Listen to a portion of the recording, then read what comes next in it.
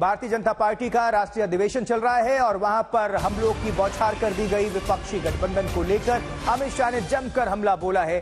BJP के अधिवेशन में विपक्ष पर करारा प्रहार। परिवारवाद को लेकर भी अमित शाह ने किया है वार। अमित शाह थोड़ी देर पहले भाषण दे रहे थे। यह भी उन्होंने कहा कि चाय बेचने वाला विपक्ष में नहीं बन सकता प्रधानमंत्री। भारतीय जनता पार्टी में यह संभव है। आपको सुनवाते हैं किस तरह से हमलों की बारिश कर दी अमित शाह ने, सुनिए।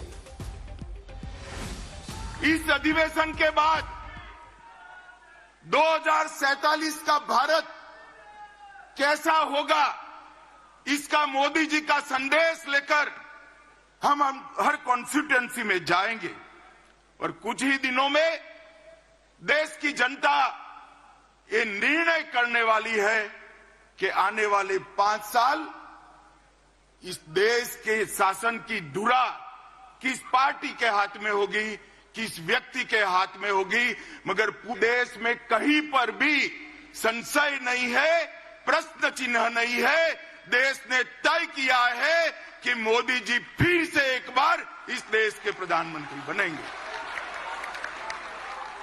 साथियों, 75 साल में इस देश ने 17 लोकसभा के चुनाव देखे हैं, 22 सरकारें देखी हैं, 15 प्रधानमंत्री देखे हैं।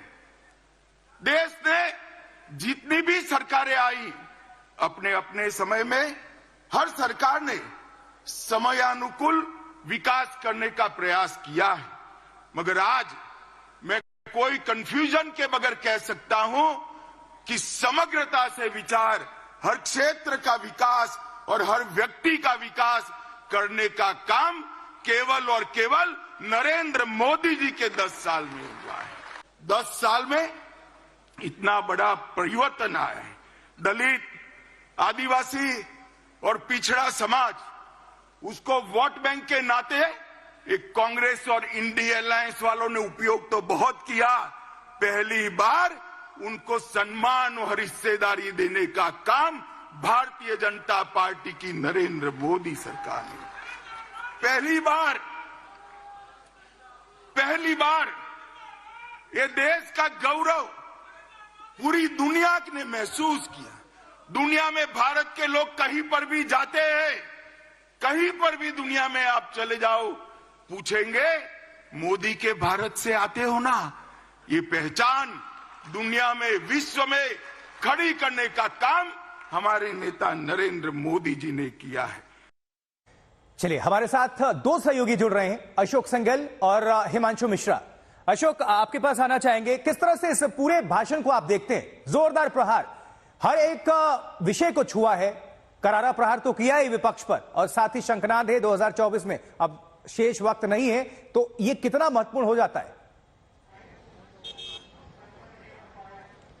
देखिए, अगर बात की जाए अमित शाह के भाषण की या नड्डा के भाषण की, और कल प्रधानमंत्री मोदी ने जो पदाधिकारियों को एड्रेस किया, कुल मिलाकर के 2024 टारगेट है चुनाव का। मोदी सरकार के 10 साल की उपलब्धियां, और चाहे वो परिवारवाद की राजनीति के खिलाफ इन्होंने पूरा 10 साल का शासन चलाया, भ्रष्टाचार के खिलाफ शासन चलाया, और दूसरी तरफ विपक्ष का जो शासन था, कांग्रेस का जो शासन था, परिवारवाद की बात को लेकर के उनको टारगेट किया, भ्रष्टाचार को लेकर टारगेट किया, तुष्टीकरण की राजनीति को लेकर टारगेट किया।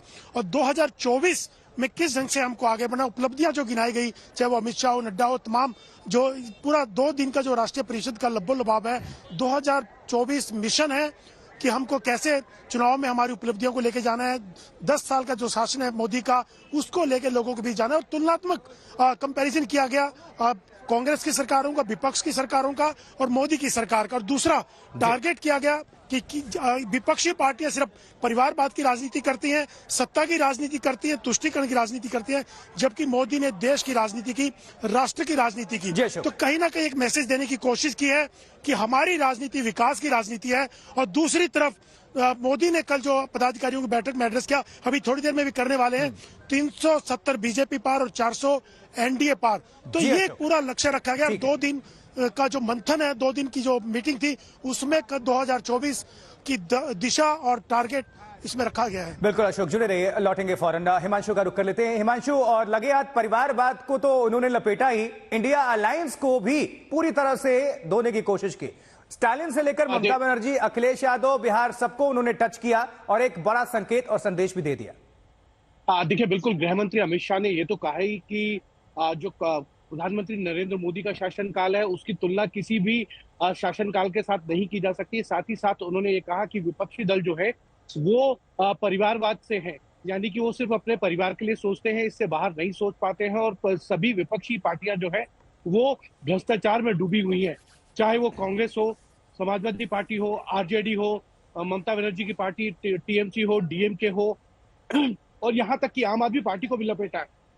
उन्होंने ये भी कहा कि आम आदमी पार्टी जो भ्रष्टाचार के खिलाफ राजनीति में आई थी, वो भी अब जो है भ्रष्टाचारी के कई आरोप उन पे लगे हैं, और तमाम तरीके के उनके ऊपर भ्रष्टाचार के जो आरोप लगे थे वो अब उजागर भी होने लगे हैं।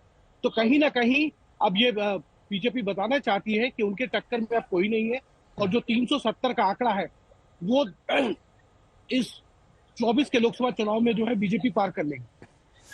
जी हिमांशु, बिल्कुल, बहुत बहुत धन्यवाद आपका। और अशोक, आप जुड़े थे, पूरी जानकारी दर्शकों के बीच रखे थे, आप दोनों सहयोगियों को बहुत बहुत धन्यवाद।